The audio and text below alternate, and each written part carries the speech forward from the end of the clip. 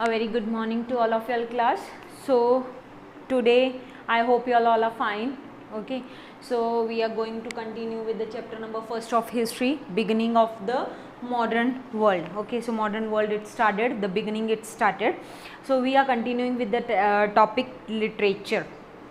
Literature with the advent of Renaissance, means when there was a Renaissance means rebirth, they have started their modern period. Okay, so when there was beginning of modern period, advent, arrival, when this started, modern European languages came into forefront means they were the leading languages. Okay, so people they started speaking European languages. This was a period of transition in of European literature from Latin to various national languages such as Italian, Spanish, French, German, English, etc. So this was the time when the European literature was changing. Okay, so different types of languages, various languages were spoken, such as you can say Italian, Spanish, French, German, English, etc. The study of literature and history became important. So what were the important you can say important subjects? They were literature and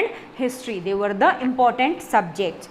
The first landmark work of Renaissance literature was Dante's Divine Comedy, written in Italian. So what was the first landmark work? Who has written firstly the means this Renaissance literature about that? Who has written? Dante in his book Divine Comedy. It was written in Italian. It emphasized human love and free thinking. So it gave importance to human love and free thinking, that everybody was having equal right and everybody was free to think.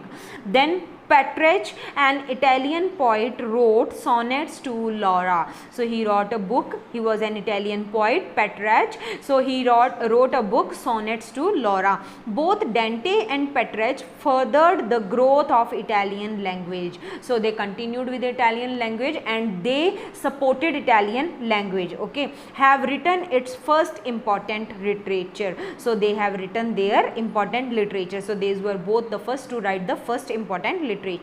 Then Machiavelli, who lived in Florence, Machiavelli was living in Florence, was the father of modern political philosophy. His book The Prince dealt with the political intricacies of statecraft. So he was a philosopher. Okay, who was the philosopher? Machiavelli was a philosopher. So he wrote the book The Prince.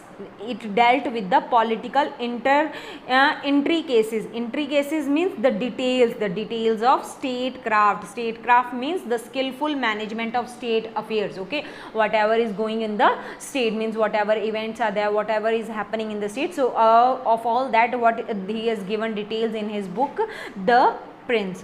Erasmus, a Dutch scholar, Erasmus, he was a Dutch scholar, wrote in praise of folly. So he wrote a book in praise of folly where he attacked the corrupt practices of the church. So in his book he wrote about the churchmen, that how they were corrupting. Okay, so how they were behaving badly and they were demanding for money from people. So they have written about that. In Germany, Martin Luther, the Protestant reformer, analyzed the failures of the church. So Martin Luther, because of him, what happened in Germany, this rules and regulations of church they failed, means the churchmen they failed. His criticism of the church ushered in an era of reformation of the Christian religion. His criticism means he was disapproving the church, okay, the rules and regulations of the church, and it ushered means it marked the start of reformation of Christian religion, means he was changing. Okay, so he was changing the Christian religion into a proper religion,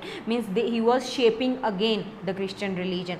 In England, the most important manifestation of Renaissance, manifestation means declaration, the most important declaration of Renaissance was through literature. So it was through the literature. In the literature they have declared about the Renaissance. This was one of the finest time for the English language and scholarship. So this was one of the proper time or finest time for the English language to start and to grow further, and for the scholarship means for the knowledge also. Then Geoffrey Chaucer wrote his famous book of poems. Okay, so of poems, the Canterbury tales. So in that he wrote all the poems. Milton's epic poem Paradise Lost and Thomas More's Utopia are said to be all-time classics. So these both the poems were famous. English drama reached its zenith during this period. So English drama was on full support. Okay, so it was on full growth during this period, during this Renaissance period, with William Shakespeare leading the way. So who was the head of this drama? William Shakespeare. He wrote Hamlet, Macbeth, Romeo and Juliet, A Midsummer Night Dream, and many more tragedies and comedies. Tragedies, you can say, where tragic events have happened. Okay, play dealing with tragic events. So in comedies also, so he have written in both these dramas. Even today Shakespeare's dramas are staged all over the world. Even today you can say they are famous in all over the world. Then invention of printing press. The process of spread of the Renaissance literature was greatly aided by the invention of the printing process. So it was supported, the process of when this Renaissance literature came na, so it marked its start. So it was supported by the invention of printing press, because printing press was also invented, so it was easy to publish the books. Earlier manuscripts had to be copied by hand. So firstly this manuscripts, this written work, they have to do with hand. With the invention of the printing press, everyone had access to books which were produced in large number. So now what happened with the invention of this printing press, everybody was having an opportunity to manage the books, okay, to read the books, to get the books. So because it was published, okay, so it was written with the help of printing press and they were published more earlier, okay, means they were now taking less time. Now in 1455 CE, Gutenberg introduced the first printing press with movable letters in Germany. So there were single letters were written, okay, so first book was published, first printing press was with movable letters in Germany in 1455 by Gutenberg. Movable letters means single Letters were written. Caxton established the first printing press in England in 1477 CE. So next, who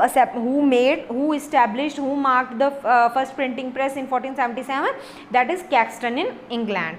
Then science and technology. The intellectual climate of free thinking and scientific temperament of Renaissance gave a tremendous boost to scientific studies and inventions. So the intellectual, the facility of reasoning and understanding. Now everybody was questioning and they were understanding. So now there was a climate of free thinking and scientific temperament of Renaissance. Means now everybody was dealing with science. Okay, they were asking questions and they were doing experiments also, and they were getting answers also. Gave a tremendous in a great amount. It was improved in great amount to scientific studies and inventions. Now new inventions were done and the people, they started studying science.